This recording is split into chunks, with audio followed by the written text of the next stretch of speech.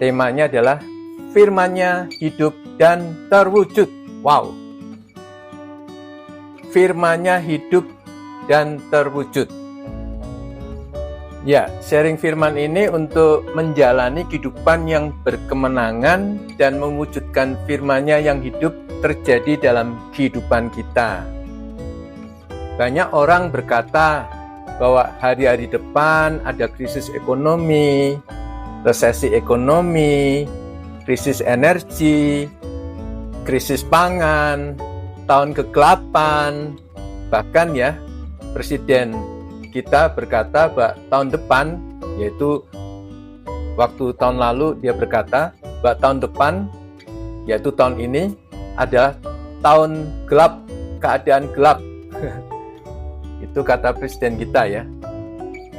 Namun firman Tuhan menyatakan hal yang sangat berbeda, di mana kita diberikan masa depan yang penuh pengharapan, masa depan yang gilang gemilang, berkat yang melimpah, sukacita, kemenangan, kemuliaan Tuhan dinyatakan. Tahun terang Tuhan bersinar semakin nyata, dan firman Tuhan terwujud dalam kehidupan kita semakin meningkat. Nah, firman Tuhan merupakan esensi. Esensi itu hal yang mendasar ya, yang hakiki, yang perlu sekali pada kehidupan manusia. Di Yohanes 1 ayat 1-4 berkata demikian nih, versi IMB. Pada mulanya adalah firman. Firman itu bersama Elohim, dan firman itu adalah Elohim. Sejak semula dia bersama Elohim. Sejak semula firman bersama Elohim. Segala sesuatu dijadikan olehnya, dan tanpa dia tidak ada sesuatu pun yang telah jadi. Segala sesuatu dijadikan oleh firman, dan tanpa firman tidak ada sesuatu pun yang telah jadi. Dalam dia ada hidup, dan hidup itu adalah terang manusia. Dalam firman ada hidup, dan hidup itu adalah terang manusia. Firman bukan hanya sekedar tulisan atau buku kitab suci yang kita sebut Alkitab ya, untuk kita ya. Firman itu Tuhan sendiri. Segala sesuatu dijadikan oleh firman, dan tanpa firman tidak ada sesuatu pun yang telah jadi. Firman itu kehidupan. Kehidupan merupakan terang manusia. Wow. Sewaktu membaca Alkitab, saya tidak mencari argumen atau hal-hal untuk berdebat. Saya mencari kehidupan, saya mencari janji-janji Tuhan. Saya mencari siapa saya di dalam Kristus dan Kristus di dalam saya. Sewaktu saya membaca firman Tuhan atau bersekutu dengan Tuhan, saya tidak mencari pertanyaan untuk berdebat, tetapi saya mencari kehidupan. Persekutuan dengan Tuhan bergantung pada kehidupan firman di dalam kita. Ada beberapa hal mendasar tentang firman Tuhan di dalam kehidupan kita. Yang pertama ya, firman Tuhan itu benih yang kekal. Sekali lagi, yang pertama, firman Tuhan itu benih yang kekal. 1 Petrus 1 ayat 23 IMB berkata, karena kamu telah dilahirkan kembali bukan dari benih yang fana, melainkan dari benih yang kekal, melalui firman Elohim yang hidup dan yang kekal. Karena kamu telah dilahirkan kembali bukan dari benih yang fana, melainkan dari benih yang kekal melalui firman Tuhan yang hidup dan yang kekal. Ternyata firman Tuhan itu merupakan benih yang kekal yang membuat kita dilahirkan kembali dan kita menjadi ciptaan baru. Wow, kita menjadi ciptaan baru, ciptaan kainos ya. Nah, ternyata benih firman itu bisa menciptakan roh yang baru di dalam diri kita, sehingga kita dilahirkan kembali, roh kita menjadi baru, dan juga hati kita menjadi baru, dan roh kita bersatu dengan roh Tuhan menjadi ciptaan baru. Itu wow sekali, bro and sis. Itu luar biasa sekali. Saat kita lahir baru, kita tidak sama lagi dengan yang dulu. Kita benar-benar menjadi ciptaan yang baru, ciptaan yang kainos. Itu hanya dari benih yang kekal, yaitu dari firman Tuhan. Dari benih firman yang kekal. Wow. Jadi firman Tuhan itu merupakan benih yang kekal, yang dahsyat, Bro and Sis. Bisa menciptakan sesuatu yang luar biasa ya. Kita menjadi ciptaan yang baru. Nah, kita akan melihat ya di Lukas 8 ayat 5-15 IMB ya. Lukas 8 ayat 5-15 IMB. Ada seorang penabur keluar untuk menaburkan benihnya. Pada saat ia menabur, sebagian benih itu jatuh di tepi jalan dan terinjak-injak orang, dan burung-burung dari langit memakannya. Yang lainnya jatuh di atas bebatuan, dan ketika tumbuh, layu dan menjadi kering, karena tidak mendapatkan air. Dan yang lainnya jatuh di tengah semak duri, dan setelah tumbuh bersamanya, semak duri itu mengimpitnya hingga mati. Dan yang lain lagi jatuh ke tanah yang subur, dan setelah tumbuh ia menghasilkan buah 100 kali lipat. Setelah mengatakan semua itu, dia berseru, Yesus berseru, "Siapa yang mempunyai telinga untuk mendengar, hendaklah ia mendengarkan." Jadi bukan hanya mendengar saja, tapi mendengarkan. Mendengarkan itu sungguh-sungguh mengarahkan telinga kita, telinga rohani kita untuk mendengarkan perkataan-perkataan Tuhan. Kemudian murid-muridnya bertanya kepadanya, katanya, "Apakah arti perumpamaan itu?" Lalu Yesus menjawab, "Kepadamu telah dikaruniakan untuk mengerti kerajaan Elohim, kerajaan Tuhan. Kepadamu telah dikaruniakan untuk mengerti rahasia kerajaan Elohim, untuk mengerti rahasia kerajaan Tuhan. Tetapi kepada orang lain harus dengan perumpamaan, sehingga sekalipun memandang mereka tidak melihat, dan sekalipun mendengar mereka tidak memahami." Inilah arti perumpamaan itu. Benih itu adalah firman Elohim. Benih itu adalah firman Tuhan. Yang jatuh di tepi jalan adalah mereka yang mendengar firman itu, kemudian iblis datang dan mengambilnya dari hati mereka, agar mereka jangan menjadi percaya dan diselamatkan. Sekali lagi ya, agar mereka jangan menjadi percaya dan diselamatkan. Yang jatuh di atas bebatuan adalah mereka yang ketika mendengarkan, menerima firman dengan sukacita, tetapi mereka tidak berakar. Mereka percaya untuk sesaat saja, dan ketika masa pencobaan tiba, mereka undur. Yang jatuh ke semak duri adalah mereka yang telah mendengarkan, dan ketika bertumbuh, mereka diimpit oleh kekhawatiran dan kekayaan serta kenikmatan hidup, sehingga mereka tidak menghasilkan buah yang matang. Dan yang jatuh di tanah yang subur adalah mereka yang setelah mendengarkan firman, mereka menyimpannya dalam hati yang baik dan jujur, mereka bertekun dan menghasilkan buah. Dari perikop ini, Bro and Sis, benih itu adalah firman Tuhan. Nah, kabar baiknya, murid-murid yang ada di situ waktu Yesus berkata, dan kita ini dikatakan kita telah dikaruniakan untuk mengerti rahasia kerajaan Tuhan. Jadi murid-murid di situ dan kita, sekarang ini kita sudah dikaruniakan untuk mengerti rahasia kerajaan Tuhan. Dan orang yang belum dilahirkan kembali, orang yang belum lahir baru, tidak mengerti rahasia kerajaan Tuhan ini, Bro and Sis. Nah, jadi ini penting sekali, karena perikop ini sering disalah mengerti oleh banyak orang. Dikatakan gini ya, Lukas 8 ayat 10 ya. Lalu Yesus menjawab, kepadamu telah dikaruniakan untuk mengerti rahasia kerajaan Tuhan. Tetapi kepada orang lain, harus dengan perumpamaan. Jadi perumpamaan itu untuk orang lain, bukan untuk murid, bukan untuk kita. Orang lain itu sebenarnya siapa sih? Orang yang belum percaya pada Yesus.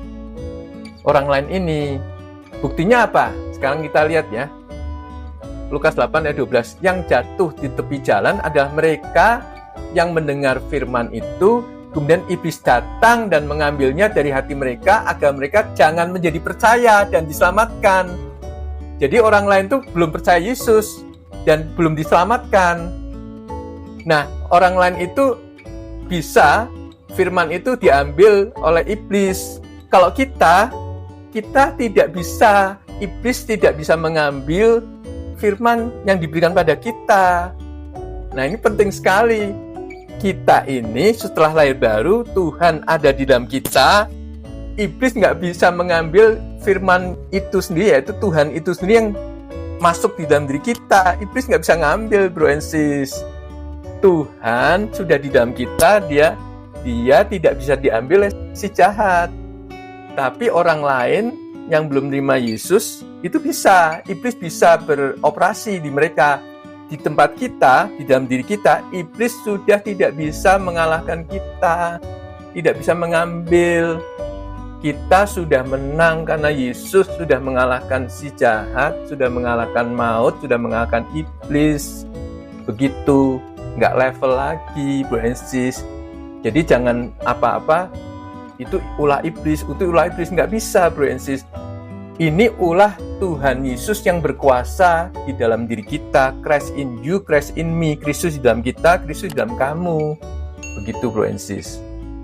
Dan kita ini kabar baiknya sudah diberi karunia untuk mengerti rahasia kerajaan Tuhan. Wow, kita sudah diberi karunia untuk mengerti rahasia kerajaan Tuhan.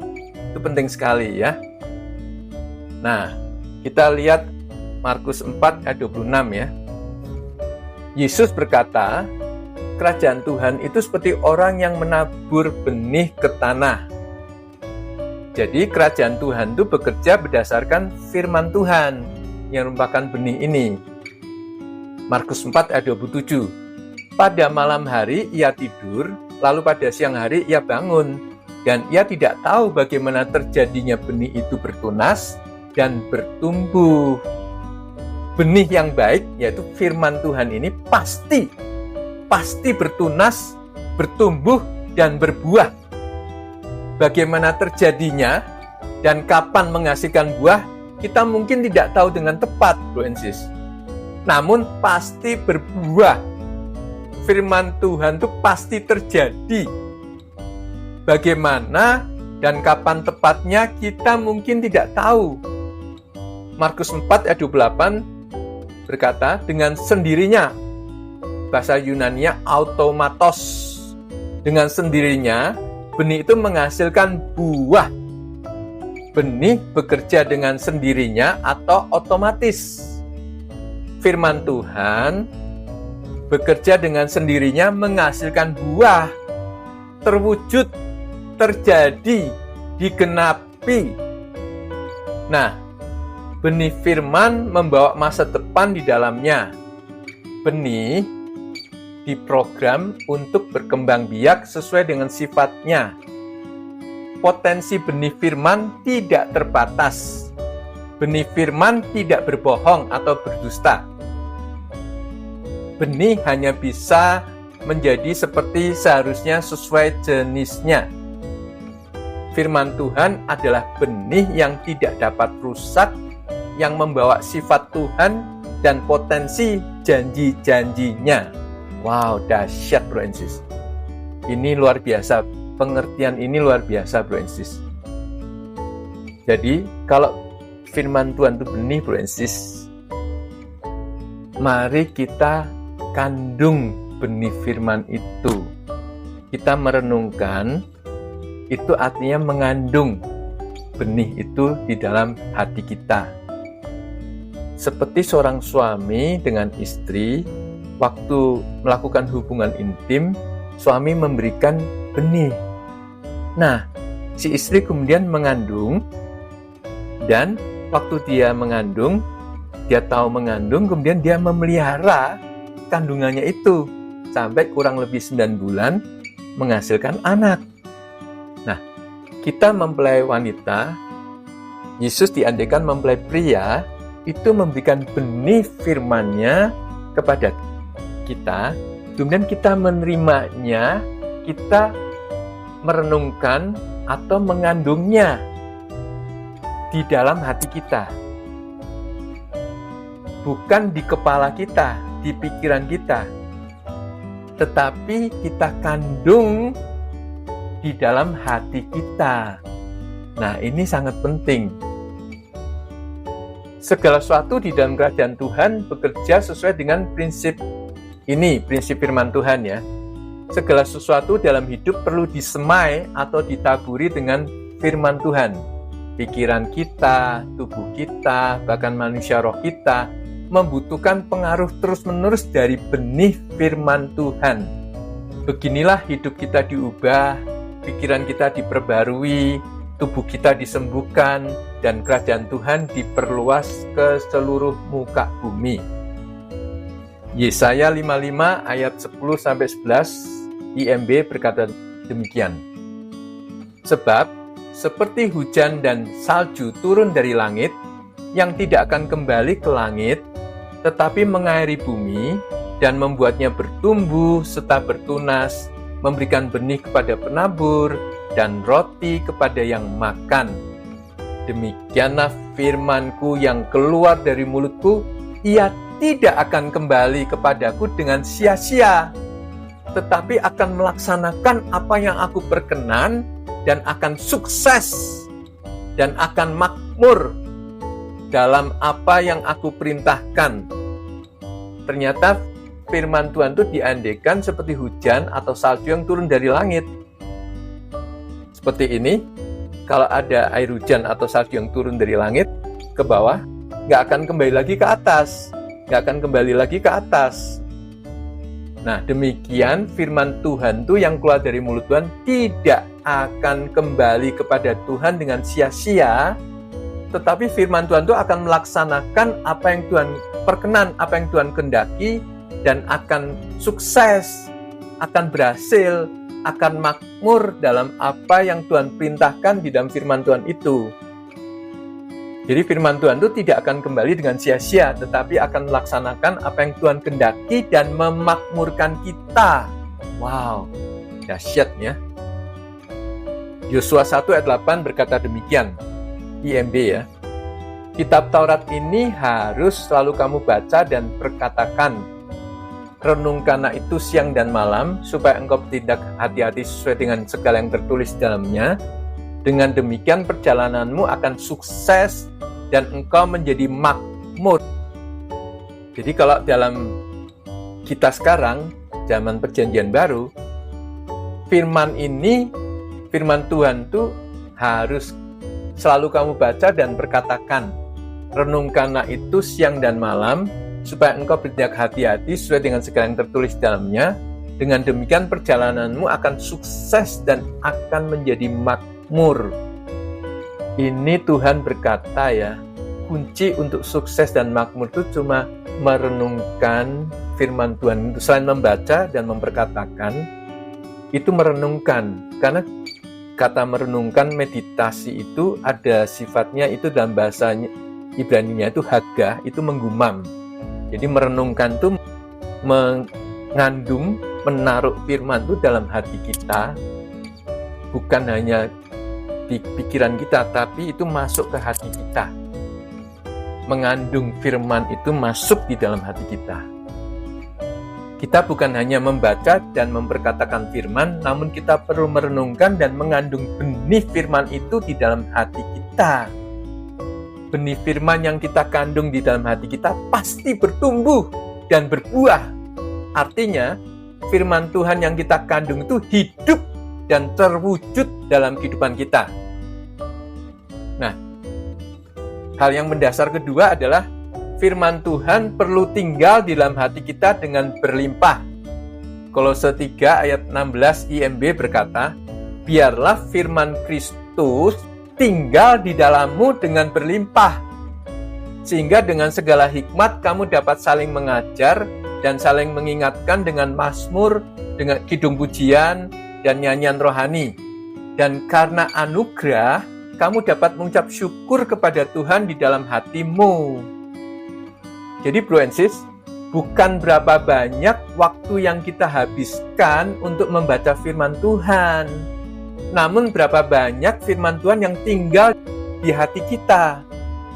Jadi gini bro and sis, kalau kita menghargai sesuatu, kita akan meluangkan waktu untuk nilai harga sesuatu itu.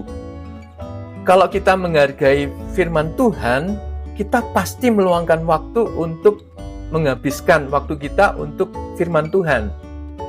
Namun, bukan berapa banyak waktu yang kita habiskan untuk membaca firman Tuhan. Bukan.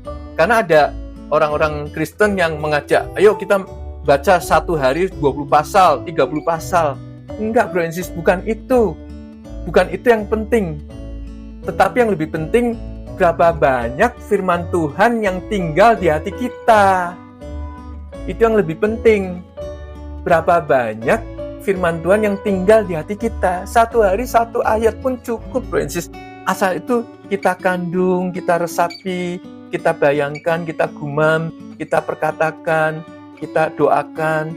Untuk ayat itu benar-benar kita menerima sesuai dengan sifat firman Tuhan itu.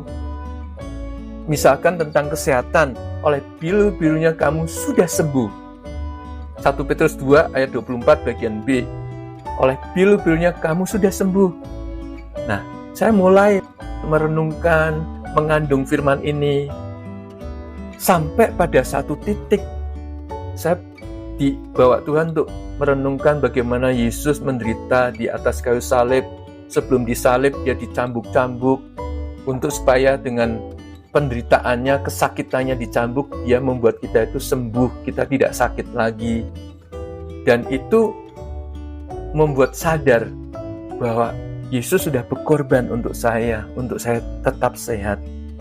Nah, sampai pada satu titik firman Tuhan itu kita kandung benar-benar sampai di mana kita itu yakin, percaya penuh bahwa saya itu sudah disembuhkan, saya itu selalu sehat, saya tidak bisa sakit karena Tuhan menderita kesakitan itu demi saya berkorban. Sampai titik di mana saya itu selalu sehat, tidak bisa sakit, bro and sis. Demikian kita harus mengandung firman yang Tuhan berikan pada kita. Firman yang hidup masuk dalam hati kita kandung. Seperti waktu Maria ya mendengar kabar dari Gabriel, perkataan Tuhan, bahwa engkau akan melahirkan seorang putra, walaupun perawan, engkau akan melahirkan seorang putra dan akan disebut Emmanuel. Maria kaget, heran, bagaimana mungkin? Namun dia kemudian mulai percaya dan menyimpan, mengandung perkataan Tuhan melalui malaikat Gabriel itu masuk dalam hatinya. Tidak ada yang mustahil bagi Tuhan dan tidak ada yang mustahil bagi aku yang percaya. Itu hal yang luar biasa. Saat kita mengandung firman, ada kekuatan firman yang masuk dalam diri kita untuk membuat kita yakin penuh akan firman itu. Wow, dahsyat ya. Semakin berlimpah firman Tuhan yang tinggal dikandung dalam hati kita, semakin terwujud firman itu di kehidupan kita.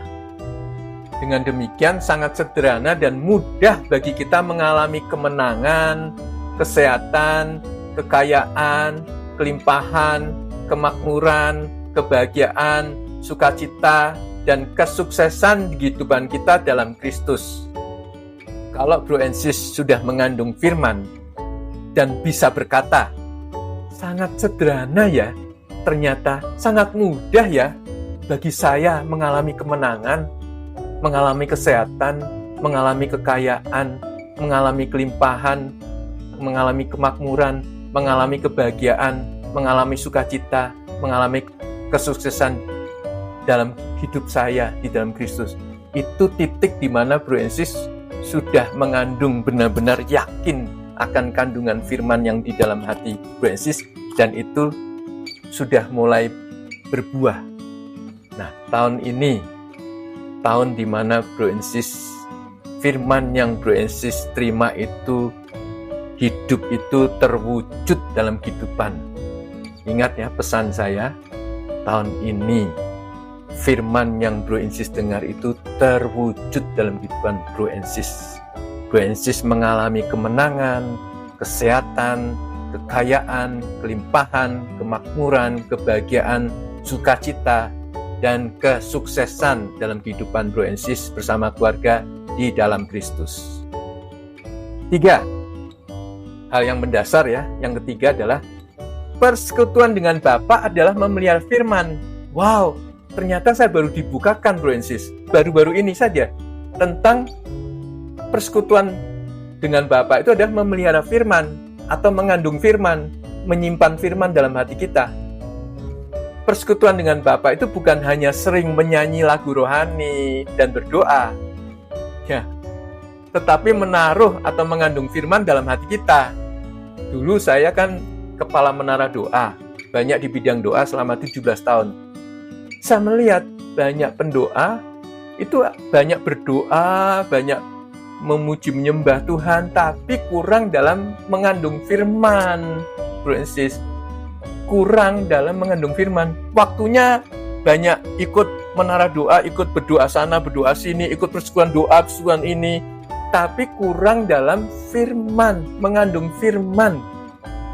Ternyata hubungan dengan Bapa merupakan hal mengenai sejauh mana firman tinggal dalam kehidupan kita. Mana Pak ayatnya, pendukungnya? Nah, Yohanes 14 ayat 23 berkata demikian. Yesus menjawab kepadanya, jika seseorang mengasihi aku, ia akan memelihara firman-Ku, dan Bapa-Ku akan mengasihinya, dan kami akan datang kepadanya dan diam bersama-sama dengannya. Jika seseorang mengasihi aku, ia akan memelihara firman-Ku. Memelihara di sini bahasa Yunani-nya itu tereo. Tereo itu memegang kuat firman, memelihara firman, menyimpan, mengawasi, menyelidiki, merawat firman, menjaga firman, memperhatikan firman, tinggal di dalam firman, menghidupi firman. Itu tereo. Nah, di masa perjanjian baru, Injil Kasih Karunia ini, Bapa telah mengasihi kita dan kita mengasihinya dengan menyimpan atau memelihara firman-Nya dalam hati kita. Jadi perkataan Yesus ini di Yohanes 14 ayat 23 itu sebelum salib, Bro and Sis. Pakai kata jika seseorang mengasihi aku, ia akan memelihara firman-Ku dan Bapa-Ku akan. Ini kan sebelum Yesus mati di salib, Bapa-Ku akan. Sekarang setelah salib, dalam perjanjian baru Injil Kasih Karunia ini, Bapa sudah mengasihi kita, Bapa lebih dulu mengasihi kita. Dan oleh karena kasih-Nya itu dalam kita, kasih-Nya sempurna dalam diri kita, maka kita memelihara firman-Nya. Kita mengandung firman-Nya, menyimpan firman-Nya, begitu, di dalam hati kita. Itu kabar baiknya, Bro and Sis.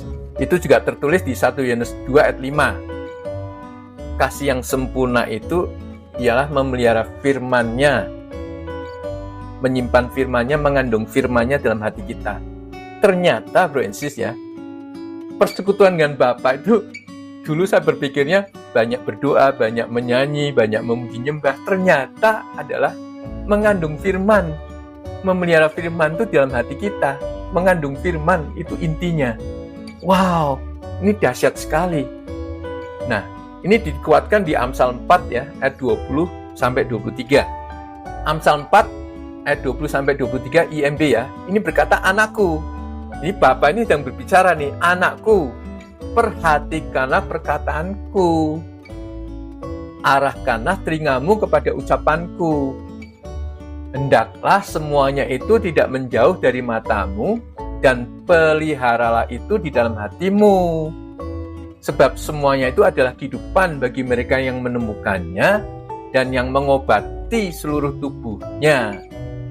Peliharalah hatimu dengan segala kewaspadaan, karena dari situlah sumber kehidupan. Nah, dikatakan ya, anakku, berarti Tuhan Bapa ini sedang berbicara nih. Perhatikanlah firman Tuhan. Anakku, perhatikanlah perkataanku, perhatikanlah firman Tuhan. Fokuslah pada perkataan Tuhan, fokuslah pada firman Tuhan. Arahkan telingamu kepada perkataan Tuhan, arahkan telingamu pada firman Tuhan. Kita suruh mengarahkan telinga kita, telinga rohani kita. Kita perlu memfokuskan telinga kita. Ada orang bisa mendengar, tapi kita perlu mendengarkan. Beda ya, mendengar dengan mendengarkan. Mendengarkan itu memfokuskan, mengarahkan telinga kita, perhatian kita pada firman, pada perkataan Tuhan. Nah, ayat 21-nya berkatakan, hendaklah semuanya tidak menjauh dari matamu. Ternyata mata kita itu juga perlu untuk membaca firman itu, melihat firman itu, memandang firman itu. Jangan teralihkan. Banyak orang teralihkan dalam kehidupannya sehingga tidak fokus pada firman Tuhan yang membuat kehidupan itu berhasil, sukses, makmur.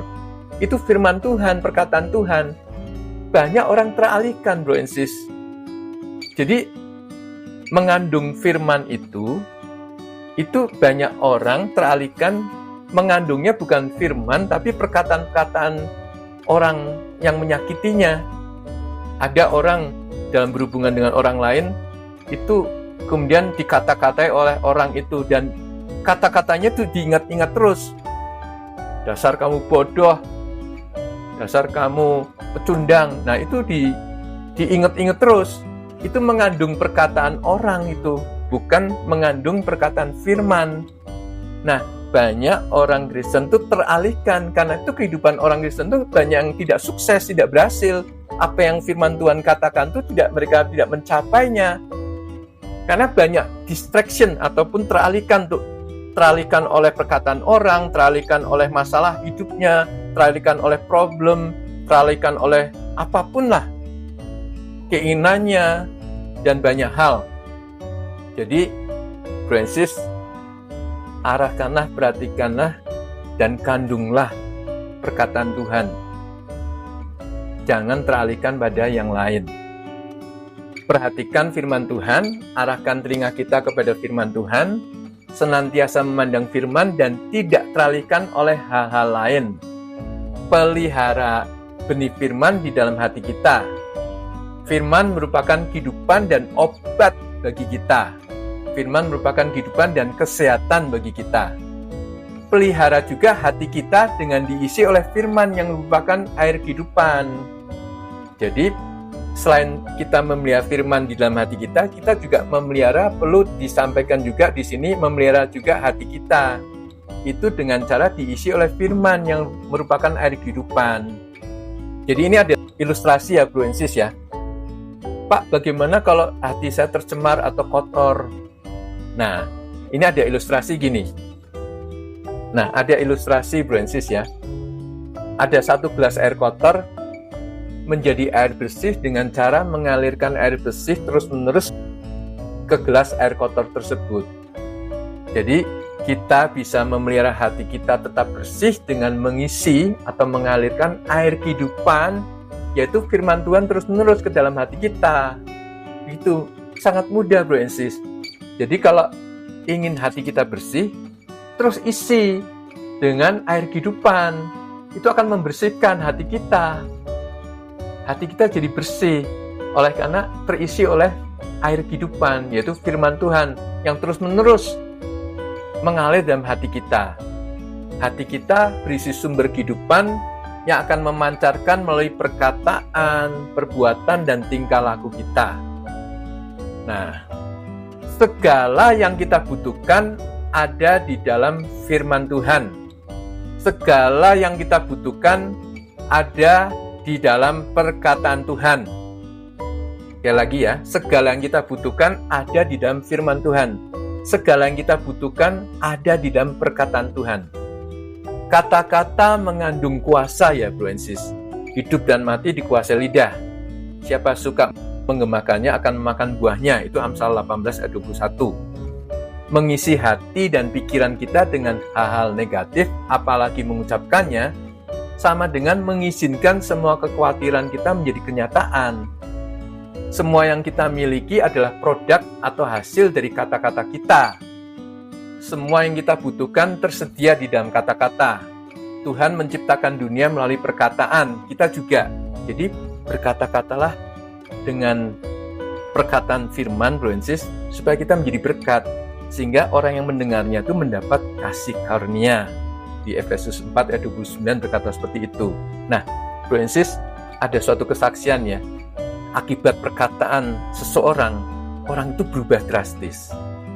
Istri saya beberapa tahun yang lalu itu mendapat pesan Tuhan dari seorang nabi, bro and sis. Tiba-tiba nabi itu berkata ya, di suatu persekutuan ya, tiba-tiba mendatangi istri saya dan dia berkata, keadaan istri saya waktu itu ya, keadaan istri saya waktu itu bisa tahu karena Tuhan memberi karunia pengetahuan pada nabi ini. Dan istri saya kemudian menangis karena dia sadar, kok saya tidak cerita ke nabi ini atau ke orang lain, hanya saya yang tahu, tapi kok nabi ini tahu. Oh, ini Tuhan yang memberitahu, memberikan karunia pengetahuan. Dan kemudian istri saya juga diberi nubuatan begini, aku Tuhan akan membaringkan dirimu ke padang rumput yang hijau dan membimbing kamu ke air yang tenang. Nah, ternyata itu Mazmur 23, bro and sis. Itu Mazmur 23. Itu Mazmur yang luar biasa sekali ya. Dan mimpilah yang besar. Aku akan membawamu bersinar terang seperti bintang-bintang di langit yang menyinari bersinar terang pada waktu malam kegelapan. Bro and sis. Dan itu perkataan Nabi itu diingat sampai sekarang. Dan itu membuat kehidupan istri saya itu meningkat luar biasa ya. Menggenapi apa yang Tuhan katakan itu. Jadi kalau kita mengandung firman perkataan Tuhan, baik itu yang kita baca ataupun kita dengar dari Nabi, itu kita terima, kita simpan, kita kandung. Seperti Maria mengandung perkataan Tuhan melalui Gabriel, itu terjadi, digenapi, bro and sis, terwujud. Dan saya katakan bagi bro and sis semua, apa yang Tuhan pernah katakan pada bro and sis ya, tahun yang ini akan hidup dan terwujud dalam kehidupan bro and sis. Terwujud dalam kehidupan bro and sis. Banyak perkataan-perkataan Tuhan bagi bro and sis. Dan tahun ini terwujud. Kandunglah itu, percayalah itu. Firman Tuhan pasti, benih itu tadi dikatakan benih firman Tuhan pasti berbuah, bertunas, bertumbuh, dan pasti berbuah. Nah, dikatakan bahwa firman Tuhan itu hidup, kuat, dan penuh kuasa ya. Ibrani 4 ayat 12. Tuhan mengirimkan firman-Nya untuk menyembuhkan kita di Mazmur 107 ayat 20. Firman Tuhan adalah kekuatan yang menyelamatkan. Roma 1 ayat 16. Dunia diciptakan dan ditopang oleh firman. Kolose 1 ayat 16 dan 2 Petrus 3 ayat 5 sampai 7. Sifat Tuhan tersedia bagi kita melalui firman. 2 Petrus 1 ayat 3 sampai 4. Firman menyelamatkan jiwa kita. Yakobus 1 ayat 21. Kita mengenal Tuhan melalui firman-Nya. Yohanes 14 ayat 23, 1 Yohanes 2 ayat 3 sampai 4. Tuhan meneguhkan firman-Nya dengan tanda dan mujizat. Markus 16 ayat 20. Firman menguduskan kita. Yohanes 17 ayat 17. Firman memerdekakan kita. Yohanes 8 ayat 31 sampai 32. Firman memberi terang dan petunjuk atau arahan bagi kita. Mazmur 119 ayat 105. Firman memberi kehidupan dan sukacita atau kegirangan. Yeremia 15 ayat 16. Firman membangun kita dan memberikan warisan bagi kita orang kudusnya. Kisah Rasul 20 ayat 32. Firman itu roh dan kehidupan. Yohanes 6 ayat 63, Matius 4 ayat 4. Firman menimbulkan, membangkitkan iman. Roma 10 ayat 17. Firman Tuhan hidup dan terwujud untuk apapun yang kita butuhkan di dalam kehidupan kita. Haleluya. Amin. Tuhan Yesus memberkati Bro Insi semua, dan saya rindu apa yang Tuhan katakan pada Bro Insi semua di tahun ini. Ingat ya, di tahun ini terwujud. Dan saya nanti akhir tahun ini, bulan Desember tahun ini, ingin mendengar kesaksian Bro Insis semua. Tuhan Yesus memberkati Bro Insis. Amin.